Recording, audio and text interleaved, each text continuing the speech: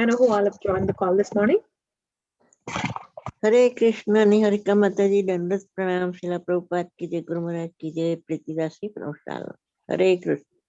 Hare Krishna, Priti Mataji, Danvat Pranam, all glories to Srila Prabhupada. Thank you so much for joining the call, Mataji. Hare Krishna. Hare Krishna. Hare Krishna Mataji, Dandvat Pranam, Srila Prabhupada ki jai, Guru Maharaj ki jai. This is Arvind Das from Chicago. Hare Krishna, Arvind Prabhuji, Danvat Pranam, all glories to Srila Prabhupada. Thank you so much for joining the call, Prabhuji. Hare Krishna.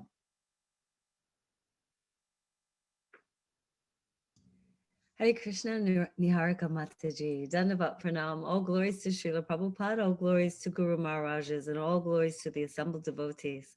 This is Tiffany in Pennsylvania. Hare Krishna. Hare Krishna, Tiffany Mataji, Dandat Pranam, all glories to Srila Prabhupada. Thank you so much for joining the call, Mataji. Hare Krishna.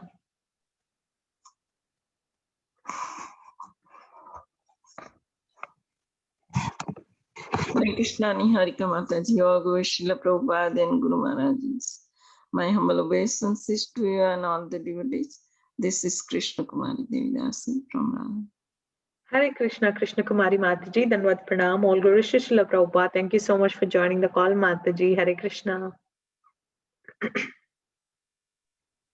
Hare Krishna, Niharika Mataji, Dandavat Pranam, all glories to Srila Prabhupada. This is Devidasi from Texas.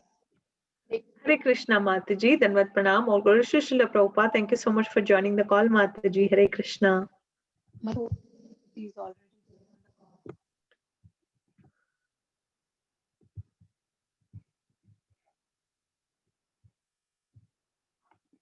Hare Krishna Mataji, Dandat Pranams to you and all the assembled devotees, all glories to Srila Prabhupada and Guru Maharaj. This is Lalitangi Radha Devidasi from Toronto. Hare Krishna, Lalitangi Mataji, Danvat Pranam, all glories to Srila Prabhupada. Thank you so much for joining the call, Mataji. Hare Krishna.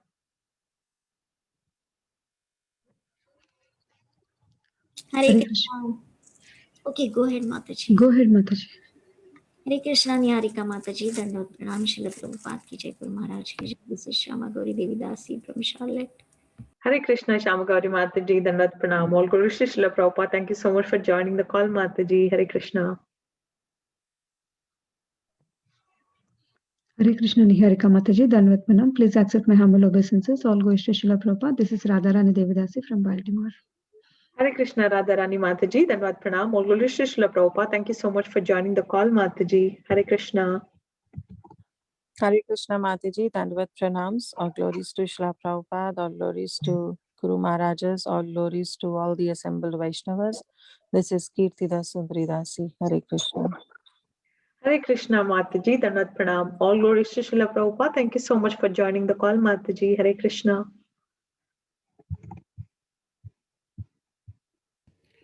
Hare Krishna Mataji and Hare Krishna Urmila Prabhu. This is Bhagavati from Radhadesh. Hare Krishna, Mataji, Dandat Pranam, all glories to Srila Prabhupada. Thank you so much for joining the call, Mataji. Hare Krishna. Hare Krishna Mataji, Danvat Pranam, all glories to Srila Prabhupada and Guru Maharajas. This is Sita Priti Devidasi from Pune, India. Hare Krishna, Sita Priti Mataji, Dandat Pranam, all glories to Srila Prabhupada. Thank you so much for joining the call, Mataji. Hare Krishna. Hare Krishna Mataji, Dandavat Pranam, all glories to Srila Prabhupada, all glories to Guru Maharaj. Charlotte from Shravanti from Charlotte.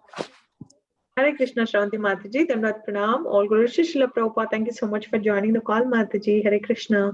Yeah, Mataji, we can start recording. Start recording this. Welcome to Bhakti Sangha Conference Call. Today, we are very fortunate to have Her Grace Urmila Mataji to enlighten us on the topic of Srimad Bhagavatam, Canto 5, Chapter 2, verse 11 onwards. Mataji, Danvat Pranam, all glories to Srila Prabhupada. Thank you very so much for joining the call and giving your valuable time and association with us. I would like to hand over the call to you, Mataji. Hare Krishna. Hare Krishna. Haribo Vinata. Haribo Bhagavati. Nice to have you here. Jaya Radha Madhava Kunja Bihari. Jaya Radha Madhava Kunja Bihari. Gopi Jana Balava Girivardhari. Gopi Jaravalabha Girivarada Yasodanandana Braja Janaranjana Yasodanandana Braja Janaranjana Yamunati Ravanachari Yamunati Ravanachari Jaya Mishnupad Paramahamsa Parvartakacharya Asatara Sadashi Srimad Divine Grace A.C. Bhaktivedanta Swami Maharaj Prabhupada Ki Jai ISKCON Founder Acharya Srila Prabhupada Ki Jai Anantakoti Vaishnava Vrinda Ki Jai Namacharya Srila Haridas Thakur Ki Jai Prem Shri Kaho Shri Krishna Chaitanya Prabhu Nityananda Shri Advaita Gadadhar Shivasadi Gaur Bhakta Vrinda Ki Jai Shri Shri Radha Krishna Gopinath Shai Mukunda Radha Kunda Giri Govardhana Ki Jai Vrindavan Dhama Ki Jai Mathura Dhama Ki Jai Navadvip Mayapur Dhama Ki Jai Jagannath Puri Dhama Ki Jai Gangamaya Jamuna Devi Ki Jai Bhakti Devi Ki Jai Tulsi Maharani Ki Jai Samaveta Bhakta Vrinda Ki Jai Gaur Premanande. All glories to the assembled devotees. All glories to the assembled devotees. All glories to the assembled devotees. All glories to Sri Guru and Gauranga. All glories to Srila Prabhupada. Nama Om Vishnu Padaya. Krishna Prasthaya Bhutale Srimati Bhaktivedanta Swami Niti Namane.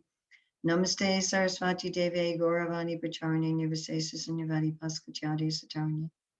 Vandeham Shri Guru Shri Yuta Padakamalam Shri Gurun Vaishnavamscha Shri Rupam Sagrajatam Sahagana Raganatam Vitam Samsajivam Sadvaitam Sadvadutam Parijana Sahita Krishna Chaitanya Devam Shri Radha Krishna Padam Sahagana Lalita Shri Vishakam Vitamscha Vanchakapachubhishcha Kipasnipya Bhattapatitanam Pavanebhyo Vaishnavebhyo Namo Namaha. Om Namo Bhagavate Vasudevaya. Om Namo Bhagavate Vasudevaya. Om Namo Bhagavate Vasudevaya. So it's March 4th, 2021 at the Sangha. I was invited by someone in Charlotte, but it's being hosted in Omaha, and I'm not sure where it's from, but it's on the internet. And we're going to be reading from Srimad Bhagavatam, Canto 5, Chapter 2, The Activities of Maharaj Agnidra, Text 11. Kim samvritam ruchiraya dvijashringayoste. Kim samvritam ruchirayo dvijashringayoste. Maje krishova hasiyatra drishi shriti me. Maje krishova hasiyatra drishi shritame.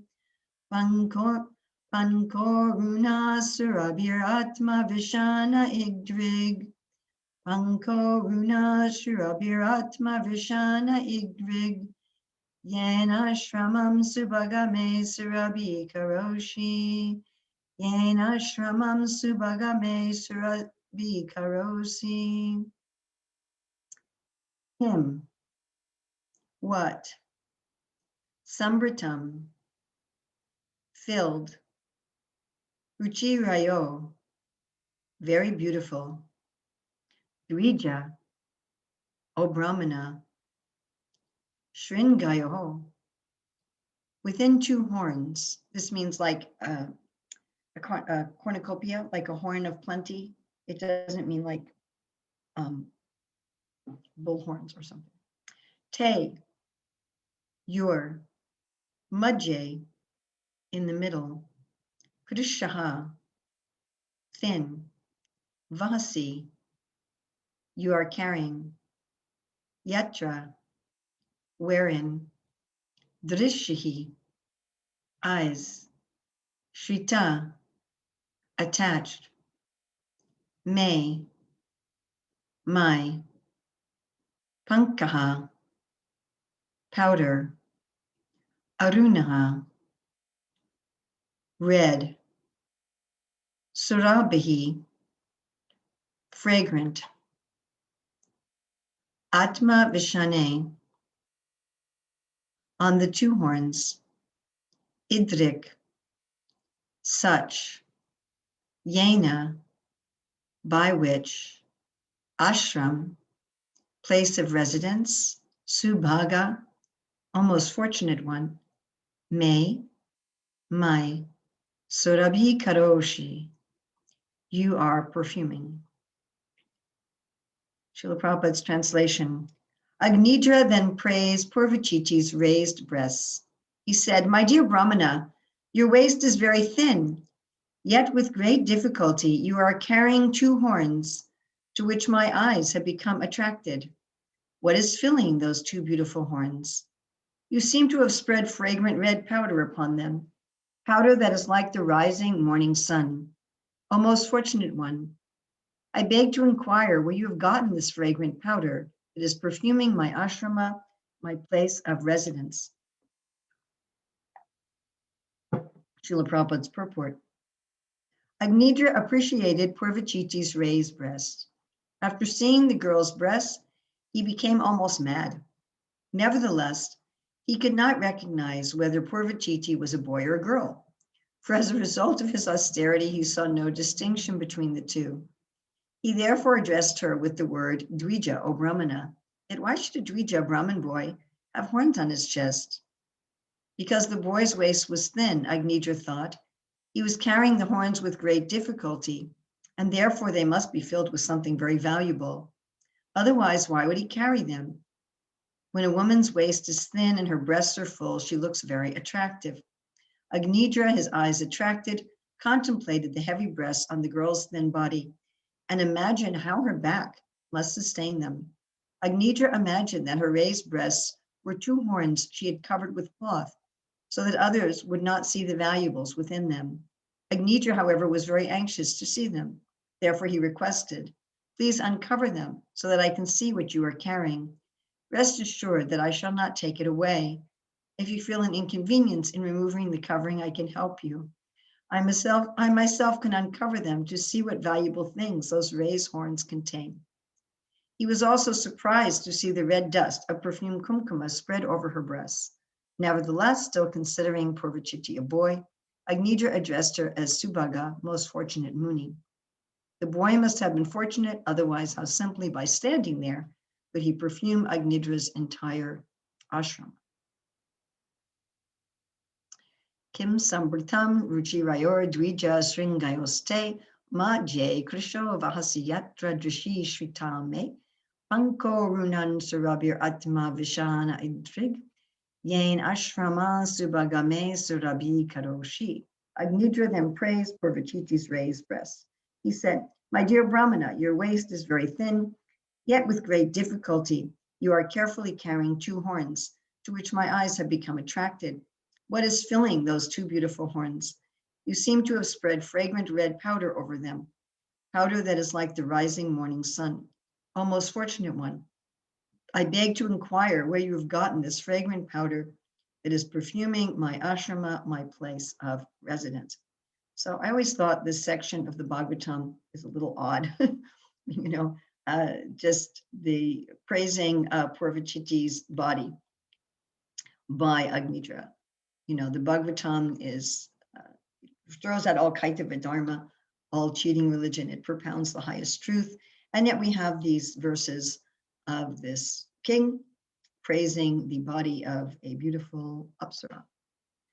And it's very nicely explained here by Srila Prabhupada and by our acharyas that Agnidra had done all these austerities, and because of his austerities, he was a little bewildered as to who Purvachiti was. Of course, that may not be the whole story.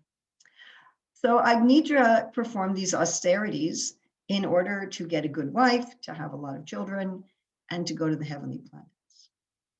Yes, this is the aspiration of pious people to have a happy family, people in Rajagun, to have a happy family and go to heaven, right? I mean, nowadays people are so much in Tamagun, they don't even want to have a happy family. They just want to have illicit relationships one after another without the responsibility of children. Agnidra was a very high-class person, and his aim in wanting to have children was not only to enjoy a happy family, but also as a king, it was his succession planning. a topic in ISKCON over the last, I don't know, 10, 15 years or so, maybe a little more, has been succession planning. You know, as those of us who were with Prabhupada in the beginning, as we start looking in the mirror and our, you know, our mother, our grandmother, or grandfather is looking back at us out of the mirror, we start thinking about, well, how is the movement going to go on? One of Srila Prabhupada's wonderful aspects was that he thought about succession planning from the very beginning. He started the movement in 1966, 67, and in 1970, he'd set up a GBC. And, you know, the people he had as GBC had to be unqualified because they had only been in the movement for a very short time, and they were very young. Most of them had no training in management or in spiritual life. So why did Srila Prabhupada put such people in charge of his movement? Because he was thinking about succession. And something that I understood some years ago is that when Srila Prabhupada said, I want all of my disciples to become gurus, he was thinking about succession. Like he has that letter, you know, that he wants his disciples to get a Shastric degree, a Bhaktivedanta Shastra degree, so they can be called Bhaktivedantas and carry his name on through the generation. So that's the transcendental version of the materialistic desire that you want children and grandchildren and great-grandchildren and great-great-great-great-great-great-grandchildren to continue your legacy. And Ravinda Strupru wrote an article on this in Back to Godhead about immortality, right? That sex and immortality, that we're thinking by having sex and having a family with our DNA, somehow our DNA will continue. And, you know, now there's these genetic ancestry things where you can trace out and find your long lost ancestor. You know, sometimes people get rude surprises when they do this ancestry thing and they find out that actually their father isn't their father, their uncle isn't their father, and all kinds of awful things. But this is the concept that this is a way of immortality. But it's also the concept that it's a way of responsibility. When Srila Prabhupada set up the GBC, he set it up to be responsible. There are so many spiritual movements or quasi-spiritual movements that are just personality cults. And as soon as the leader passes away, then very, very quickly, the organization is finished because it's very much based on that personality. In the very famous, well-known book on management by Jim Collins, Good to Great, when he talks about high-level leaders in a business organization, he says they're more concerned with the longevity and the prosperity of the organization than their own personal. And so they're always thinking about empowering others and arranging for succession. So the great kings who had succession through their family members, and nowadays in most modern political systems, succession isn't like that. You know, the succession is by voting. Of course, in the United States, we have many times a situation where the vice president under one administration becomes the president in another. That's our situation right now with Joe Biden. He was vice president under Obama. So that's a sort of this concept of royalty, right? That your son becomes the next king. This same concept. So in times of monarchy, there was both the materialistic bodily concept that my children are going to continue my legacy, they're going to continue to advance things that I've done, and also that I have a responsibility for succession. And succession is the idea that, you know, when you build up something, just like here in North Carolina, so we've built a greenhouse for Tulsi and established the Tulsis, and we've set up a heating system. And sometimes I think about, well, when I leave here or when I die, you know, who's going to make sure that it's run properly? You know, we have this thing on a timer and that thing on a thermostat, and you know, somebody else might ruin it, right? And we see that this actually happens, that a person spends a lot of time setting something up and someone else comes along and just destroys it, right? I mean, bhutva praliyate, everything in this world is eventually destroyed. But because we're eternal beings, because we ourselves are eternal, we have a sense that we want everything we do to be eternal. Like we see in American politics, You know, when Donald Trump became president, the first thing he tried to do was undo a lot of the things that his predecessor Obama had done. And when Biden became president, he tried to undo a lot of the things that Trump had done. So, you know, some president sets up a whole system of things, and then the next president comes and, oh, let me break that one, and let me break that one, let me break that one, let me break that one. You know, like maybe you had a home you took care of for years and you sold it and you go visit it and they've taken out the walls and they, you know, it's like, you know, I spent so much time putting in that thing over there and this thing over there and you've ruined it and so forth and so on. So the idea is that if you're a Vedic king, then you've set up systems that are for the good of the people, and you've set up systems that help people materially and spiritually to advance in what Prabhupada called peace and prosperity. He says that about 195 times, peace and prosperity, and going back to home, back to Godhead. So this is the theme of the Shastra: have a happy, prosperous life in this world and go back to Godhead. And so the Vedic kings were supposed to, or at least to the heavenly planets, is where Agnija wants to go and where he goes. So they've set up these systems and they want them to continue. They don't want the next person in charge to just break them. And Krishna's arranged for these great kings that they can mix this desire for their own name and their own DNA to go on, and having what they've built be preserved. I mean, another incentive in the Shastra for having good children is that a lot of these heavenly planets, you know, you go there and you use up your karma in these heavenly planets, and then you have to come back to Earth. But if you have descendants who are doing good karma in your name, like let's say you go someplace for a vacation, you spend your money, you have to go home. But if you have some friend or relative who keeps putting money into your account, then you can keep staying there. So there were these incentives, right? There's these incentives to have good children, that they'll keep you in the heavenly planets, that your name and your DNA will go on. But Krishna has an investment in good children, because again, if you do good works, they'll keep up the good works. They'll maintain things. They won't ruin everything, right? Prabhupada talks about how historically we see that one generation is pious. By their piety, they become prosperous. Then the next generation takes the prosperity and spoils it. And then the next generation is poor, that the prosperity doesn't last. Anyway, so this is Agnidra's motive for wanting to have good children. He's thinking about, he's definitely thinking about his own name and fame. He's definitely thinking about going to the heavenly planets. But he's also very much thinking about that I'm going to rule this kingdom. And I want the things that I build in this kingdom, I want the things I establish to be preserved, to be maintained, and to be improved on even, right? That's what he wants. So that's what we call his sankalpa. That's his goal. And if you're going to have good children, you want to have a good spouse, right? By nature's way, human infants are very helpless for a long time. And so it's very helpful for both the mother and father to join together to raise them. In some animal species, the children raise themselves. You know, the mother just drops the eggs somewhere and walks off. And in many species, their children are only raised by the mother.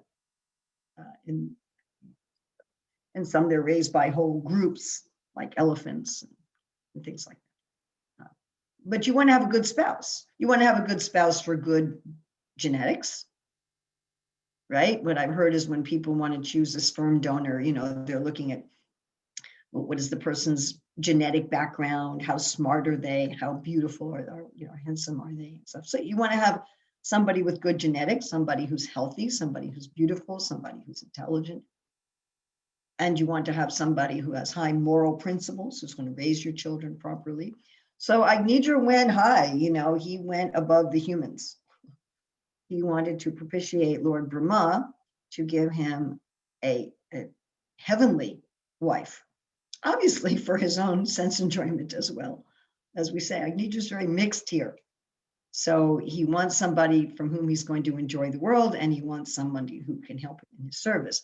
and his wife, Purvachiti. She also, it says in the Bhagavatam, she got worldly delights for being the queen, and she got heavenly delights also because she's an Apsara.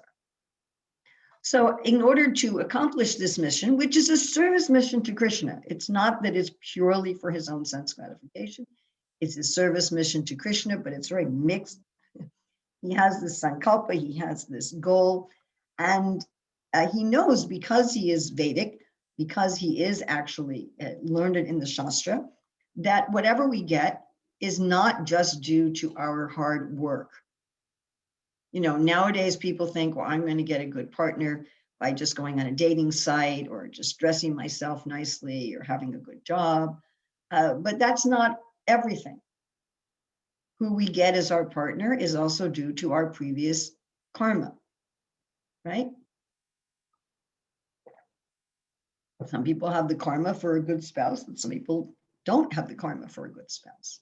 And it's also due, and it's interesting, Srila Prabhupada writes about the fact that things come from karma in his purports to the 16th chapter of the Bhagavad Gita, where it says that the demons think that all my wealth has come about by my own effort in this life, without realizing that the wealth that we have comes from our previous karma. I mean, it makes sense, right? Krishna's going to see how we use things, and if we use them nicely, he gives us more. Like, one of the sources of wealth in this life is how much charity we've given in our past lives and in this life. You know, if I have wealth, do I just keep it all for myself, or do I distribute it? And if I distribute it, do I distribute it wisely? And if Krishna sees that you're going to be, as the Christians would say, a good steward of his money, it's his money, then he'll give you a bunch of it. And the same way, you know, Krishna's seeing, how do you treat people? If you treat people nicely, then you get a good spouse and good children. If you don't treat people nicely, then maybe you don't. And that comes from our karma from our previous lives, as well, obviously, from our karma in this life. It's not all previous lives. Like, if I eat too much for lunch, I get a stomach ache after lunch. That's from an immediate reaction. It's not from something I did 100 lifetimes ago. But the demons think everything is my strength, my endeavor right now. They don't realize that it's also according to laws. So someone like Agnidra can understand that my ability to get a good wife and good children is going to be not just, you know, how handsome and strong and powerful I am, but it's going to be to what extent I follow universal laws in last life and this life. And one way you can increase your good karma is by austerities.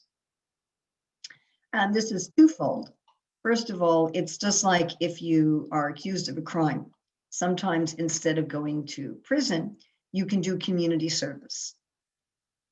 Voluntarily take on some difficulties. So austerities means instead of involuntarily suffering bad karma, you voluntarily take on austerities. This is mentioned in regard to Dhruva Maharaj, that Dhruva Maharaj reduced his sinful reactions by performance of austerities. And the other thing is that austerities show that you're qualified. They show that you have self-control. There's this famous psychological experiment done with children where they give them some treat, some sweet, some cookie or something. And they say to them, you can eat this right now, or if you wait for a few minutes and don't eat this, we'll give you 2. And many of the children will wait. Some of the children will not wait. And the children who wait, who have more self-control, you would give more responsibility to, right? Somebody who's more self-controlled would be put in more of a position of responsibility. So by doing austerity, it shows the Lord and the demigods that we're more responsible persons, that we can be trusted. So it burns off some previous bad karma, allows us to achieve things we otherwise wouldn't have achieved, and it shows that we're responsible, detaches us also from this world. And by austerity detaches us and brings us, generally speaking, to a higher mode of nature, where we also get more ability to see things nicely. And so Agnidra knew that if I really want to achieve my sankalpa of having a nice wife and good children and going to the heavenly planets, that I'm going to have to perform austerities And I'm going to have to please a director. So he was interested in pleasing Lord Brahma. Srila Prabhupada writes in a purport that Lord Brahma is very interested in good marriages because that's his service to Krishna, to make sure there's good population.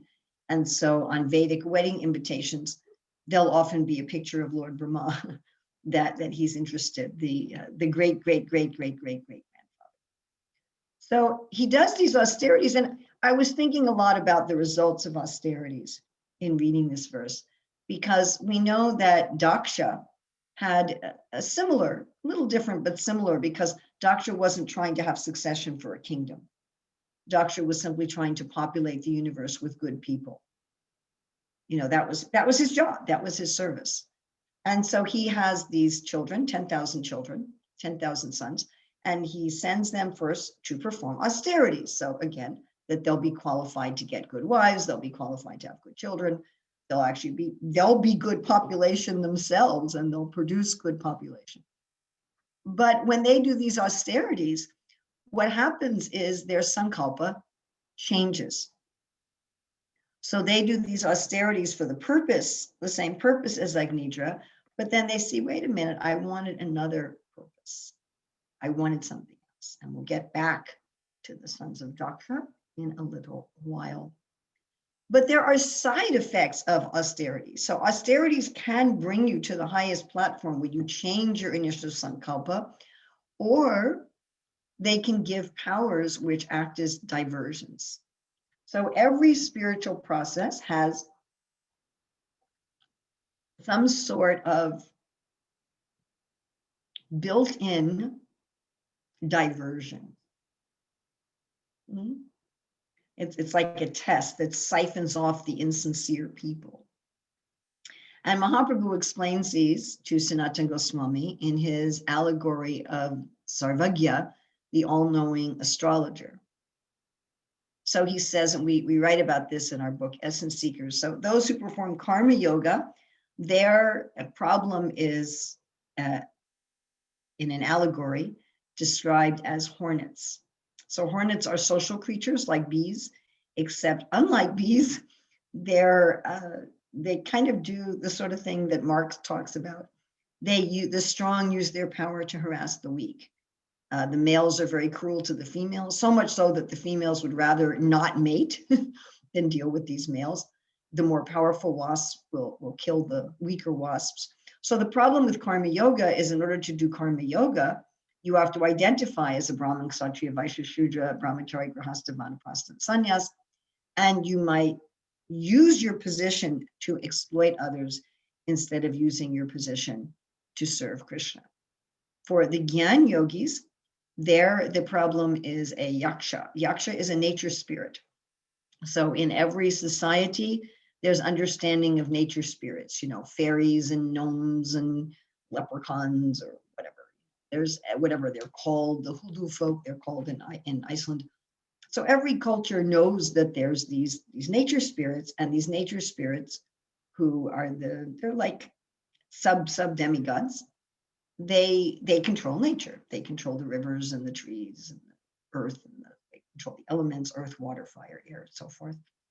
And generally they help human beings if human beings behave themselves, but they can also be very mischievous.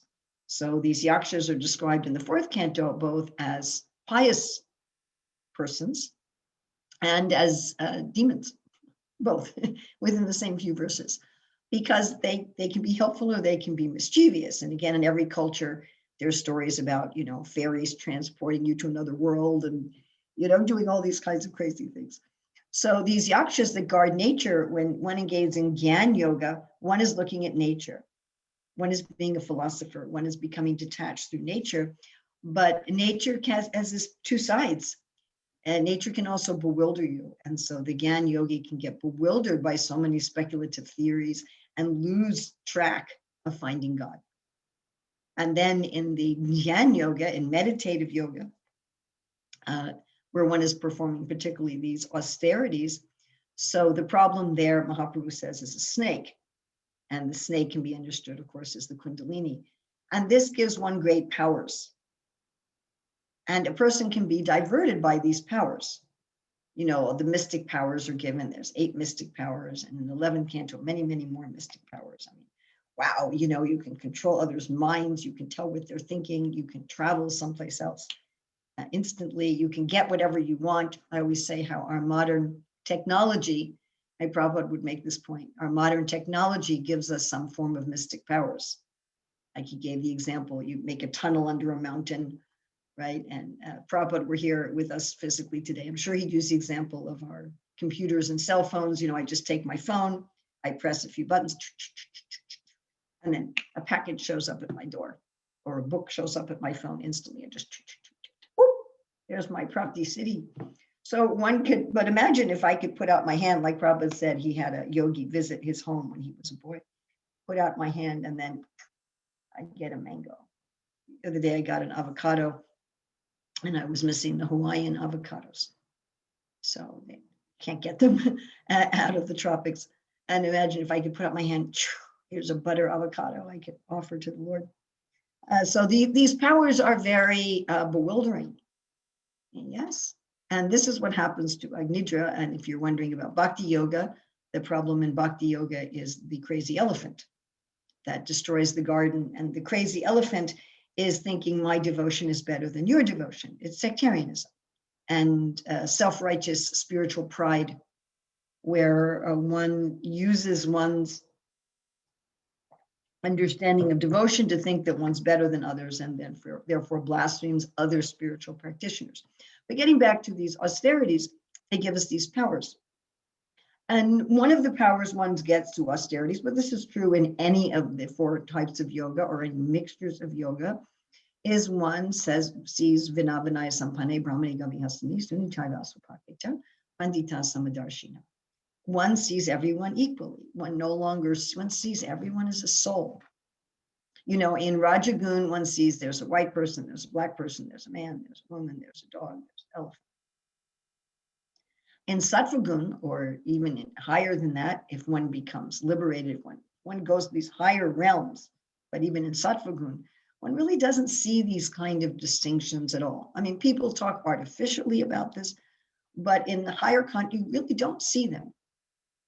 You really don't see them. Now, these distinctions are useful. Therefore, we say Vyasadeva, who's an incarnation of God, he saw these distinctions as a householder. They're useful. I had an experience many years ago in London when I was going out to buy some soap or something, and the person at the shop, I could not tell if that person was male or female. I can't tell. Because of his austerities, I couldn't tell if this was a very young man or if it was a woman. I simply couldn't tell. The name tag was ambiguous in terms of gender, the haircut, the clothing, the shape of the body everything was ambiguous. And I kept wondering while I was buying the soap, is this a male or a female? When I left the shop, I was thinking, why did I care? I just want to buy some soap. What does it matter? And I thought, well, I deal differently. If I know someone's female, I deal with them a little differently than if I know that they're male, right? Just like yesterday, I was at my daughter's house and she had a problem with her sink. So she had hired one of the devotees to come fix it. So we're all there in the kitchen. And then she said, let me look for an equivalent part online and then you can price match when you go buy it. So she goes back in the bedroom to look in her computer and she wants to show it to that devotee. But so I went back too, so she wouldn't be alone with the man. But if it was a woman fixing the sink, I wouldn't have done that.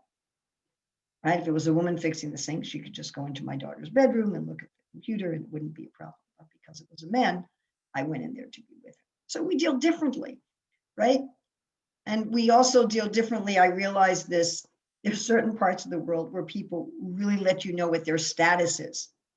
There's some parts of the world I go to where every email from someone, they list all the letters of their degrees.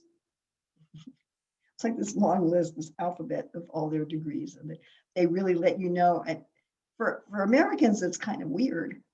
But what I realized is in these countries where people are very upfront about their status, it's countries where you have to know someone's status to know how to deal with them. Maybe there's 15 different ways of saying you, and you had better pick the right you, or you're going to insult somebody. Yeah, so it's useful to see these differences for social interchanges, but someone who's very advanced actually doesn't see these differences. And they may even stop seeing these differences for social interchanges, as what happened with Sukadeva Goswami, and this is what's happened to Agnidra.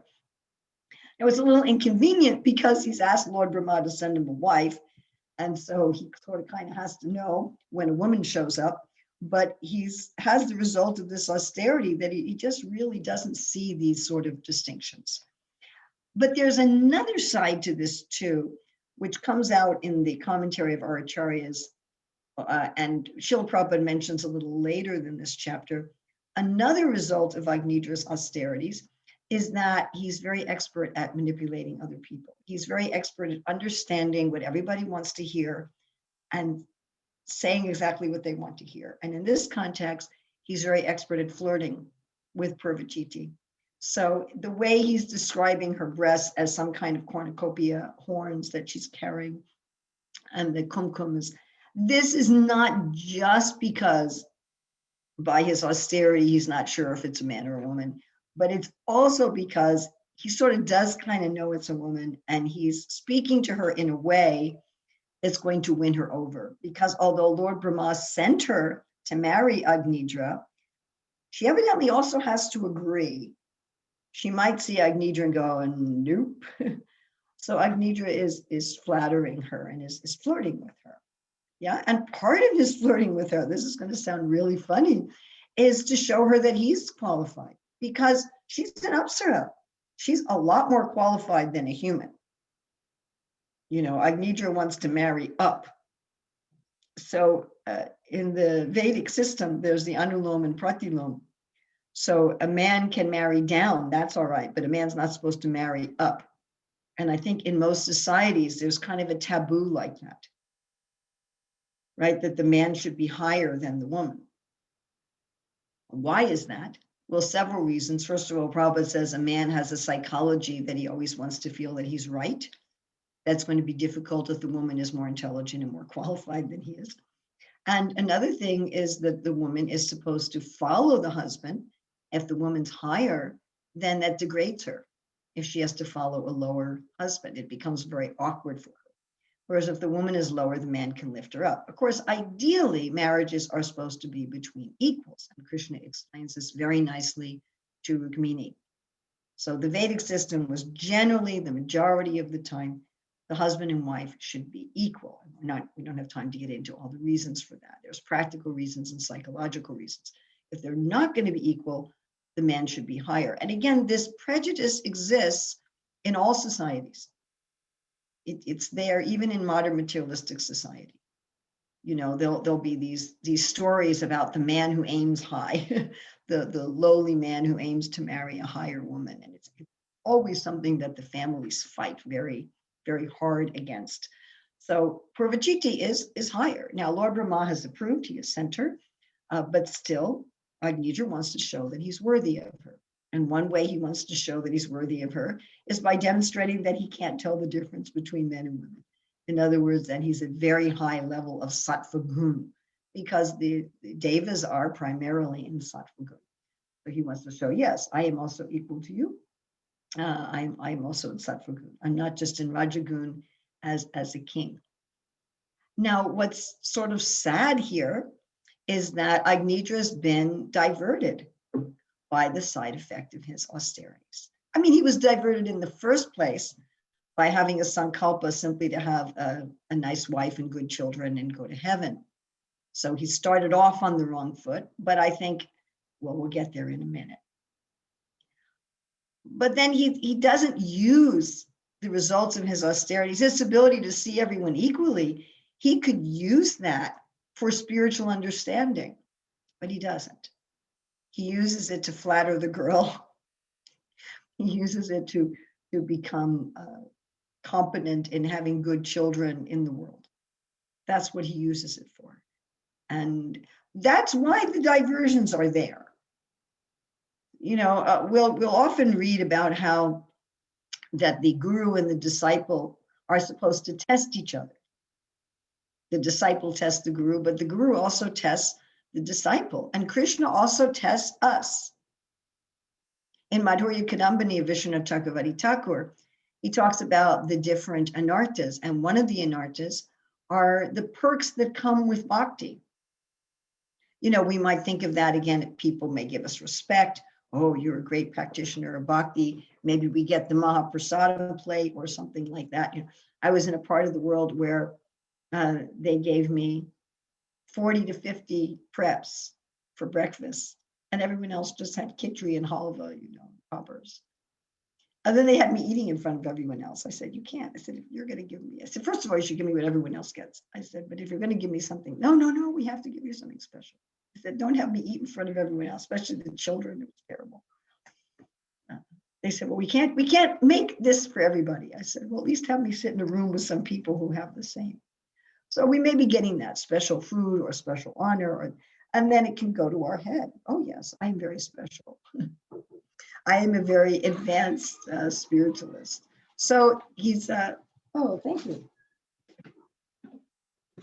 Thank you very much. Haribol. So this is what's happening to Agnidra. Agnidra is becoming distracted. You know, he's forgetting. He's not using his austerity for the right purpose. And this weeds out those who are insincere. You know, in any endeavor, there's some testing process to weed out those who are insincere, to weed out those who get, you know, dissuaded by something.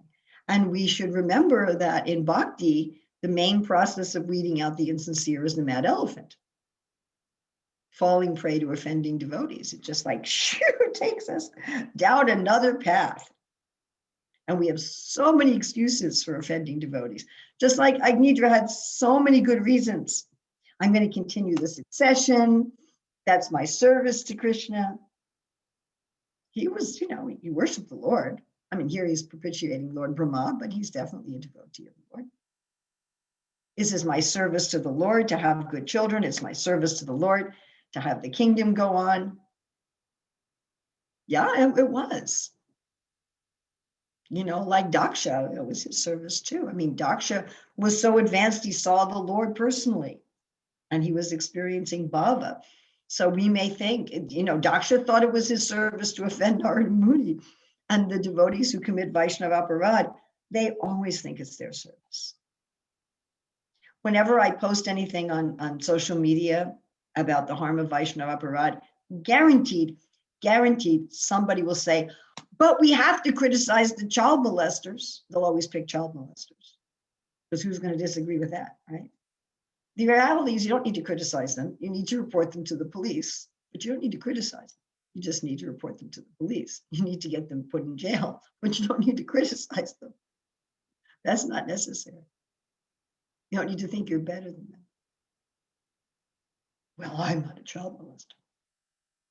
The great devotees don't think like that. They say, I'm the lowest of the low. I'm the most sinful of all sinners. There's no one as sinful as I am. They don't think they're better than anybody. Anyway, my point is, you know, people who commit Vaishnava aparad think it's service. We excuse our deviations in the name of service. We don't see them for what they are. Right? This is Raghunath Goswami calls this the bath in donkey urine, where you think you're getting clean, but actually what you're bathing in is donkey urine. So this is Agnidra's problem. He thinks it's service. And there's some service element to it, but it's primarily his own sense gratification. You know, what he's meditating on is Purvachiti. And this is evident later when, after she's finished with her service, and she goes back to Lord Brahma, the children have grown up. You know, that's a problem with marrying an Apsara. The Apsara lives a lot longer than you and belongs to a higher realm, and she's not going to necessarily stay with you until the end of your life. It's a typical scenario of the Apsaras. I've married you, I've had children, I've raised the children, now I'm going.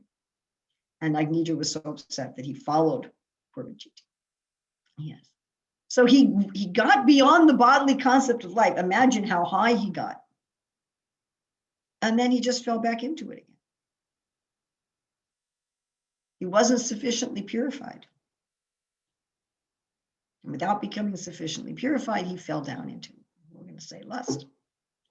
Now, the good thing about bhakti is even if we start with the messed up sankalpa, which basically most of us do, according to Krishna in the Bhagavad Gita, we come to Krishna looking for material wealth and opulence and enjoyment, like Agnidra is doing, or Dhruva did, or we come looking to get free from distress, like Gajendra, or we come because we're curious, like the sages at Namasaranya, or because we're already Brahman realized, like the four Kumaras, like Sukadeva. And we want more liberation and higher liberation for ourselves. Even though that's our initial sankalpa, it doesn't matter whether we have sarva kama or moksha kama or akama. It doesn't matter whether we have all desires or desires for liberation or only desires for love. The idea of our austerities in bhakti and in Kali Yuga, no eating meat, fish, eggs, no illicit sex, no intoxication, no gambling, is a pretty heavy austerity for most people. What to speak of getting up early in the morning and so forth. I mean, it is a pretty heavy austerity for most people. For most people, just to be vegetarian, it's hard.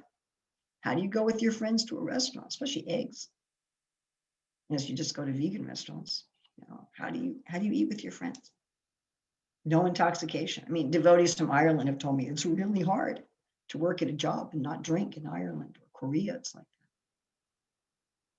So if by these austerities, we're supposed to become purified, and so we change our sankalpa, as Krishna explains in Bhagavad Gita 12:9, Icha, we start to develop a desire. I want to love Krishna. I want to love Krishna. I don't care if I get material enjoyment. I don't care if I get liberation. I want to love Krishna. That's what I really want to do. I just want to serve Krishna. If instead of doing that, we stick to our original thing, okay, now I got the beautiful Apsara, now I got this. Or we get distracted by something. You know, then we end up, instead of going back to home, back to Godhead, we go to some higher planet and we're going up and down like a Ferris wheel. So that's why these stories are there. We have to know about the diversions. You can't just tell somebody, this is the right path and stay on this path. You also have to tell them about the problems. You also have to say, okay, you're going to get to this place in the road, and it looks like this straight path is over there, but it's not actually. That's an exit. To get the straight path, you want to go this way. You have to be able to know that, just like I'm on this group on the internet of people who take care of Tulsi Devi. This one person mixed up Tulsi seeds and basil seeds and planted them all together. And then he wants to know which ones are Tulsi and which ones are basil. Not very smart. So we need somebody to be able to distinguish for us. Because there's Maya that's obviously Maya, at least to some of us, and Maya that's not obviously Maya. And what's obviously Maya to me may not be obviously Maya to you, and vice versa. That's why I can often look at someone and say, that's not Krishna, that's Maya. But they look at it and they think, oh, it's Krishna. And then they look at me and say, Urmila, that's not Krishna, that's Maya. And I look at, no, it's Krishna. As I've gone on in bhakti, there's many things I've seen that I thought were service. I really thought they were service. And they had some service element in them, but they weren't service. They were ego. So we have to have these descriptions of things that look like service and have some service element in it, but are not. They're really about our ahankara. They're really about our false ego. They're really kama, krodha, lobha. That's really what they are. And again, we can't always see our own stuff. I mean, some of my Maya, I may know, yeah, that's Maya. But some of my Maya, I actually don't know. I need these kinds of examples. I need the help of Guru. I need the help of other devotees to see what's Maya and what's Krishna. And this is why Ishopanishad says you have to know both, right? You have to know Gyan and Vigyan. You have to know Sambhutima, Sambhuti. That's why in the Bhagavatam, in the Bhagavad Gita, there's so much description of both. Right now I'm preparing for the 16th chapter, divine and demoniac nature. Krishna goes, whole section. What are the demons like? Why do we need to know that? You could say, well, we need to avoid association with demons, but the main reason we need to know it is so we don't become a demon. And he says, the demons think, I shall give in charity, I shall perform some religious sacrifice, and I'll enjoy the world in that way. And we're like, yeah, let's do that. So here Agnidra starts out with a materialistic sankalpa, a materialistic goal. And in the course of doing austerities to achieve that goal, he achieves a very high level of sattva gun, at least. But then he uses that. He uses that to flatter and flirt with this woman, this heavenly woman, and become attached to her. And he gets diverted. Yes, he arranges for succession. He does that. And certainly that's something that Krishna wants. But for his own self, he becomes diverted. We said we return to the sons of Daksha. They did the opposite. They started out with this same materialistic sankalpa. But when they reached that point, they said,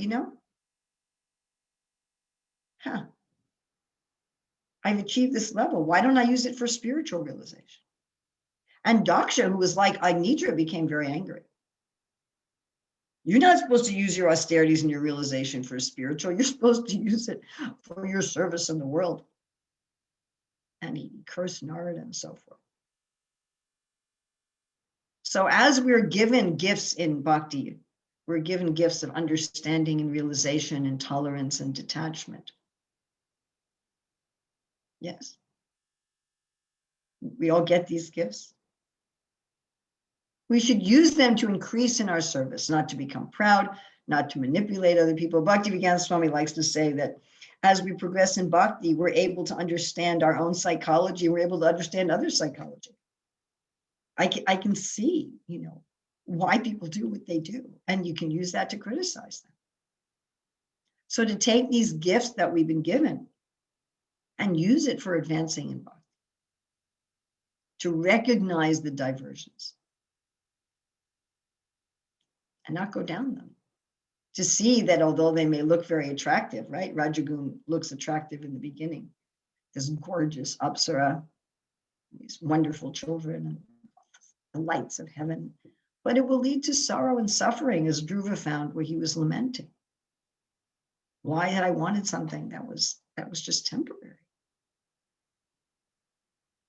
And if we get wonderful spouses and wonderful children, and we should always remember that they belong to Krishna, that we're meant to use them in his service, not for our own enjoyment.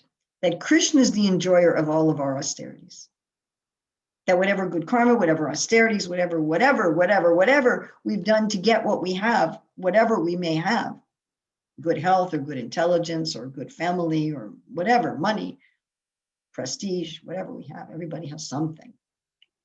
It belongs to Krishna. Bhoktaram Yagatapasam, Sarvalok Maheshwara. And then we'll actually be peaceful. And then we'll actually be happy, which is the reason people want to try to enjoy this world in the first place, is so they can be peaceful and happy. But if we remember that everything belongs to Krishna, then we'll actually be peaceful and happy, because then we'll be in touch with the eternal.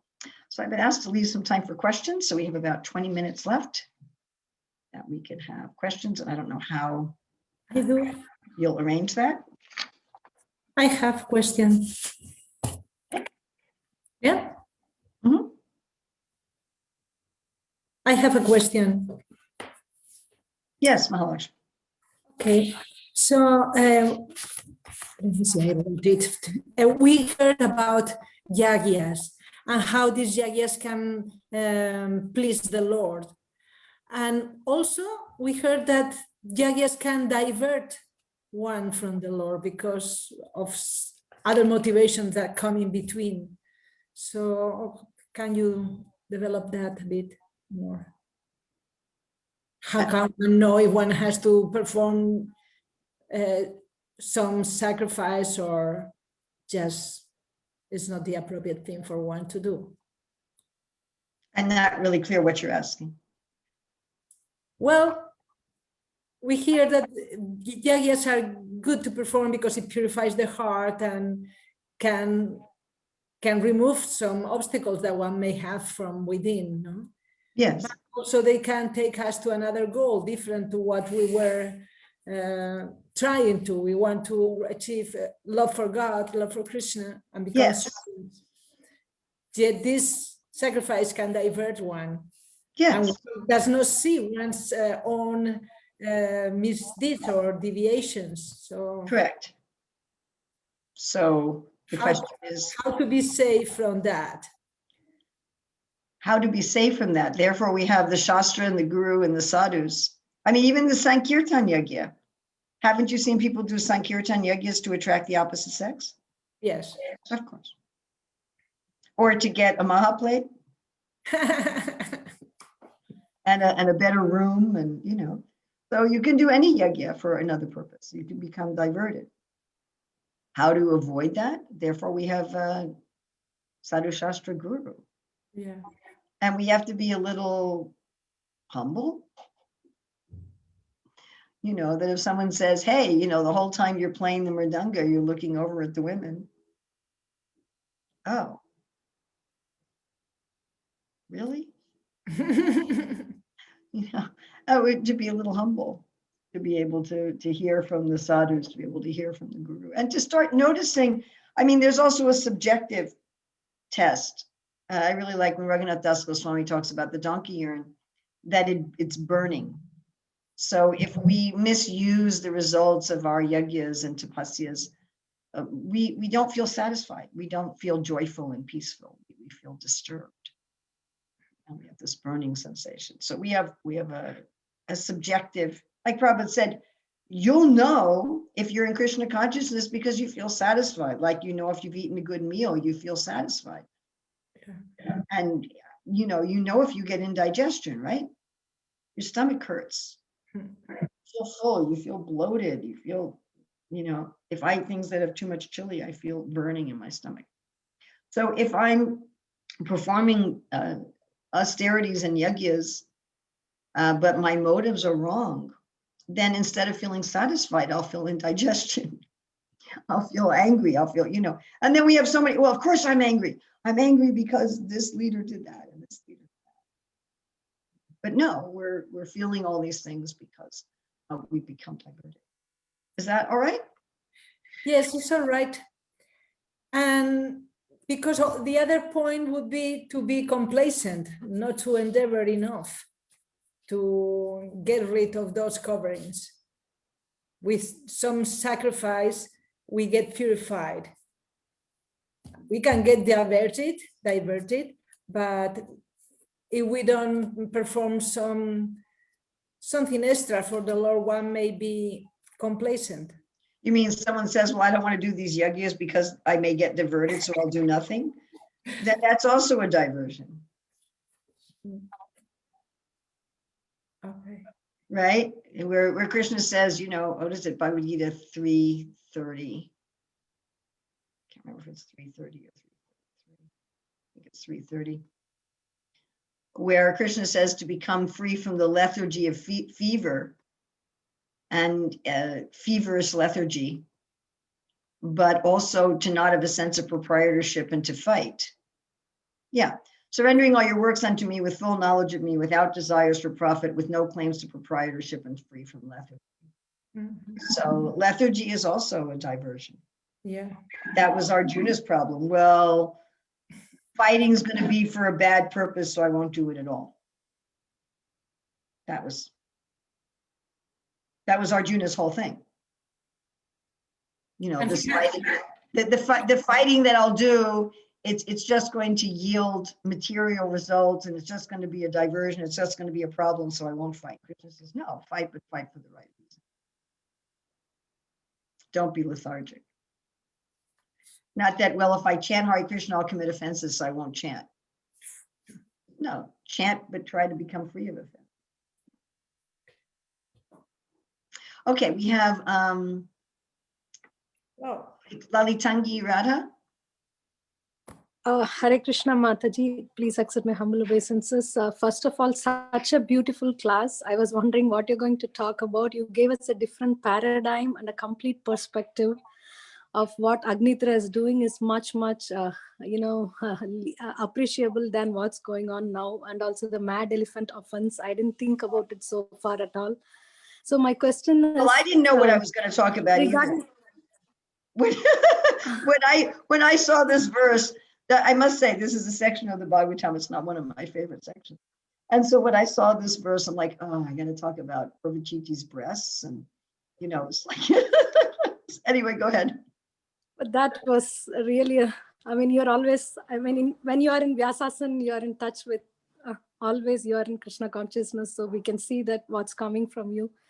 Thank you so much. So this question about the population and creation, this has been a major topic in the first few cantos of Bhagavatam, the anxiety to increase the population and fill up the universe. And how do we understand it at this present context now? Like, we are struggling with curtailing the population and things like that. So I'm not able to comprehend why this is there in Bhagavatam and how to connect it with the present day need. Oh, okay. So the universe at first is empty, and there's all these jivas who have all these material desires, and they need some place to fulfill them. They also need some facility to get free of their material desires and go back to home, back to Godhead. So the great devotees and the sages and so forth, their job is to produce population, to provide bodies and facilities for people so that they can fulfill their desires and that they can learn about Krishna. It's just like, why do we make homes for people? It's like that. Now, Srila Prabhupada would often say that we don't have an overpopulation, that we just have a sinful population. There's a lot of research that you could take an area of land the size of the state of Texas. I don't know where you are in the world, if you're familiar with Texas, but if you could take the piece of land that's Texas, that would be enough land to give everybody 1,500 square feet to live in. So this concept that we're overpopulated. Also, there's huge chunks of land on the planet right now that are desert that didn't used to be desert. The Sahara, the Australian outback, the Sahara used to be subtropical. So if you have a pious population, then the earth is in a situation where it can feed the world. The problem is not so much that we have too many people. The problem is that the people we're producing are not good people. And what's fascinating is that the attempts to limit population have simply created more unwanted population.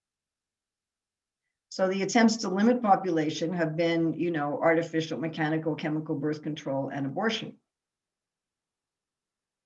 So in the United States in 1960, 4% of children were born out of marriage. Now it's 40%. That you would have thought that with birth control and abortion, that unwanted children would go down to practically nothing. It's done exactly the opposite. Why? Because birth control and abortion have divorced sex from procreation in people's consciousness and given people permission to have wide-scale illicit relationships, which often then produce children. And it's destroyed marriage. And then you have, a lot of women who they haven't been able to get married and they want children and they're 40 and then they intentionally without a husband. Yeah. So this mechanical demoniac way of trying to limit population has actually created more disturbance in the population. We don't have a problem with having many, many times more human beings on the planet if they're good human beings, if they're saintly human beings. You don't mind having a big party if everybody's considerate and everybody's kind and everybody's friendly. But even a small party where everybody's arguing and fighting, is not wanted. So this is one of the major services that the devotees do for the Lord, It is one of the two major purposes of household life. Household life is meant to produce good population for the world and honest wealth for the world. Those are the two things that the main things that the householders contribute to society. No one else is earning wealth. No one else is producing wealth. You know, students don't have jobs, retired people, dead people, they don't have jobs. So the married people are supposed to produce honest wealth and increase the good population. Is that right? Thank you so much. That makes so much sense. Thank you, Mata. I have a question. Shobharada, you had your hand? Shobharade. Hare Krishna Mataji, Dandavat Pranam. Yes, Please Shobharade. accept my humble obeisances, Mataji. Hare Krishna. Mataji, actually, you were explaining like about children, like from previous karma, like you were giving an example. If we give them one thing and we wait to check whether they have tolerance or patience to give the second thing. Yes. Mataji, my both sons, they are very young at this moment. Like elder one is 2.5 years. So, Mataji, if like we are in Krishna consciousness, and we shall give up, like it is from the previous karma, my elder son is not that patient.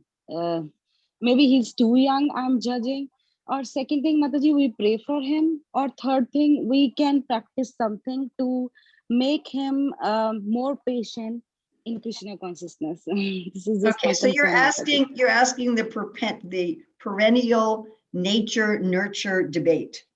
Yes. How much of my child's personality is their nature from previous lives, and how much is nurture? How many children you have? 2, Mataji. 2, and the youngest one is just a baby. Yes, Mataji. I He's can an see you have infant. a baby there in your lap. So you'll see very clearly as your children grow up that no matter if you raise them both exactly the same, even if they were twins, that they'll still have different natures. So I have a devotee friend, they had twin boys, fraternal twins, and they did much prayer and austerity before they had these sons. Both of them got second initiated, but one of them doesn't live a very devotional life. I mean, he's a devotee, but he likes Krishna, but he doesn't live a very devotional life. He's had problems with the regular principles and so many things. And the other one is like super pukka, you know, he has a nice wife and kids. He runs a temple. He knows the Shastra inside and out. He's a very great preacher. Twins. The same family, conceived at the same time, raised in the same way. So a lot of it seems to be nature. I think one of the mistakes we make as parents and teachers is I think if I could just find the right technique, I'll make my children exactly what I want them to be. That will lead to a lot of frustration and a lot of hard work. Rather, our job as parents, this is a whole other class, which I'm not giving right now. Our job as parents is to see the nature of our children and to have them be the best form of what they are. Each child has their own nature, and there's a way that they can use that nature in Krishna's service. And especially certain persons in society are more ambitious than others. Some people are more self-satisfied, some people are more ambitious, and we need both kinds of people in society. But everybody should be self-controlled. Are there ways you can train a child to be more self-controlled? Yes, of course. Again, that's another class. So I have those classes on the internet, ways of training children. But do keep in mind that every child is their own person, and what you want to do is see what they are and help them be the best version of what they are. Help them to be Krishna conscious as what they are, not try to have them all be exactly what you think they should be, or exactly what you are, or exactly what you wish you were, or something. Okay? Thank you so much, Mataji. Thank you so much for a wonderful class. Hare Krishna, Mataji. Hare Krishna. Vinata, so nice to see you. Nice to see you too. Thank you. Please accept my humble obeisance. I would like to ask you about this desire for liberation, like this mukti and mukti, like being two witches haunting the one, preventing him to get the fruit of the love of Godhead. But for me, it looks like so difficult with this aging process to get rid of this idea of liberation, because the body is less and less comfortable vehicle And then, yes, desire to serve Krishna is there, definitely not desire to merge or something like that. But still, I can notice that this desire to get rid of these troubles of this body and this place is there. So what would be the cure? Well, first of all, to understand, at least intellectually, that as long as I want to get out of this body, I'm not going to be free of the modes of material nature. So that's very nice explained in 14:22 to 25. And Prabhupada in the purport, he's saying how to be neutral. He said to not want to enjoy this body and to not want to get out of it. You know, this is the attachment and aversion. So we may say, okay, I can get rid of attachment, but I can't get rid of aversion. And liberation is really a kind of aversion. And it often, liberation is one of those, it's one of those things that comes disguised as bhakti. And it's a very good impetus in the beginning. I mean, liberation is a much higher impetus in the beginning than just a desire to enjoy the world or to be free from suffering in the world. Actually, a desire for enlightenment and a desire for liberation. It's a much, much higher impetus. But it's not really love. There's an example in the Madhava Mahotsava where Jiva Goswami talks about how Srimati Radharani is crowned the queen of Vrindavan. And then she says, may all bound persons be liberated. And her friends start to cry. They say, we're bound to you in love. We don't want to be liberated. I mean, if we could understand that we're in this body because we have some service to do for our most beloved person. You know, we're thinking about our inconveniences. It's a fact, even when you're young, a body is inconvenient. Who wants to have to use the toilet? I mean, you know, what to speak of when you're old?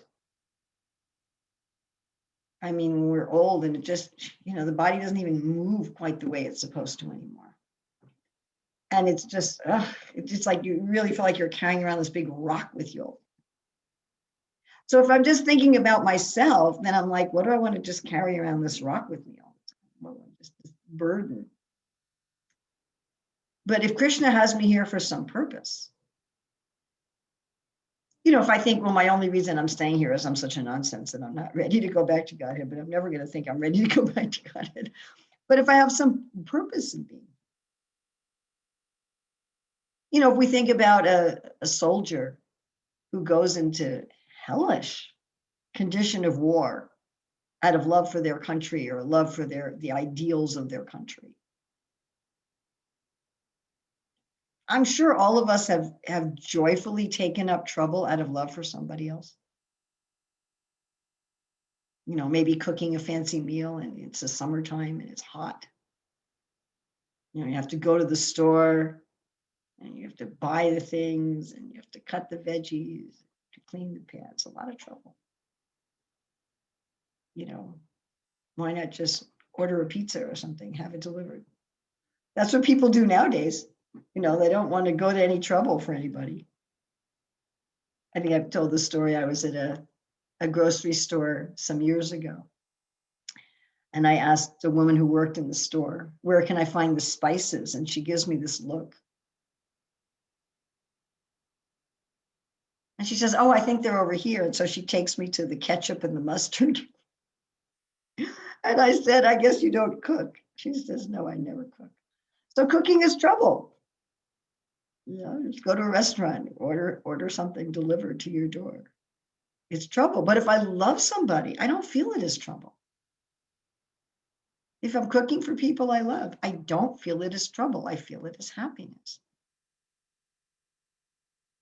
It's definitely trouble. Otherwise, we wouldn't have the whole restaurant takeout industry. So being in this body is trouble. There's no question about it. It's definitely trouble. Prabhupada says in that same purport, 1422, that as long as we're in this body, we're going to be, the body and mind are going to be affected by the modes of nature. That's awful. You know, Tamagun hits us and we're like, I have to go to sleep. I said, sorry, I can't stay else. Right. Isn't it? It's terrible. It's awful. But if I can use this body for Krishna, then I actually don't care so much. And what's interesting is that when we're actually free of attachment and aversion, we no longer feel the pains of the body or the mind. We no longer feel the pains of the body. So our very desire to get out of the pains of the body and the mind is what's causing us to feel them.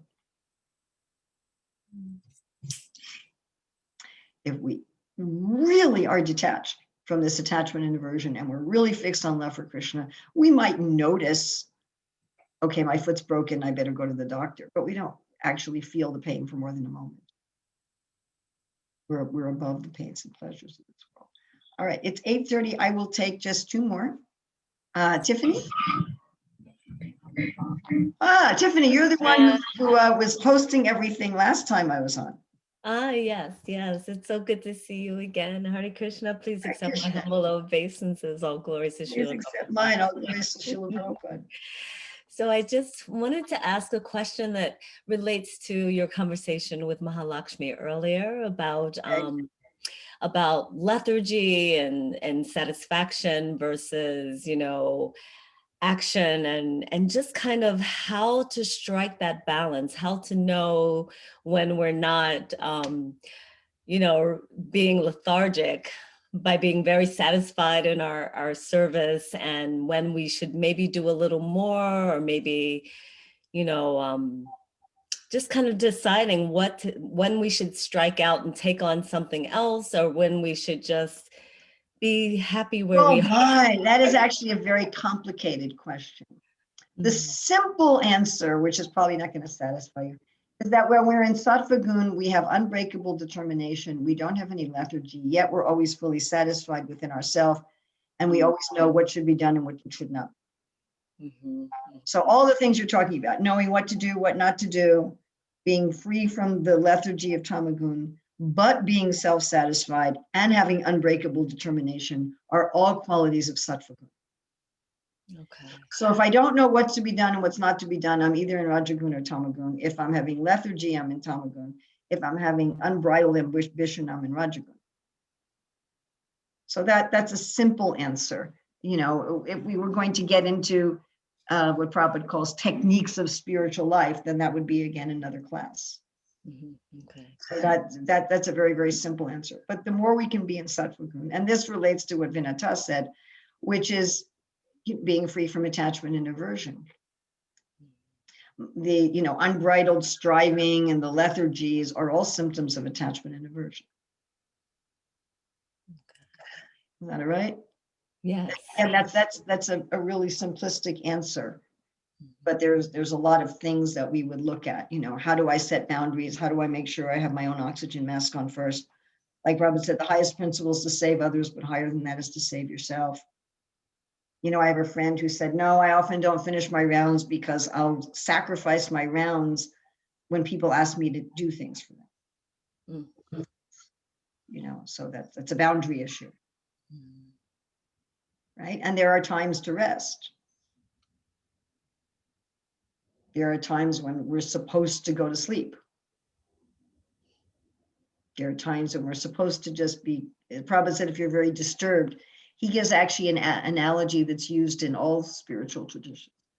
That if you're very disturbed, he said, just sit down and chant, and it'll be like a pond, that if you're not shaking it, the mud will go to the bottom and everything will be clear. So that's a time when we withdraw and we say, no, I'm not going to be running around doing things.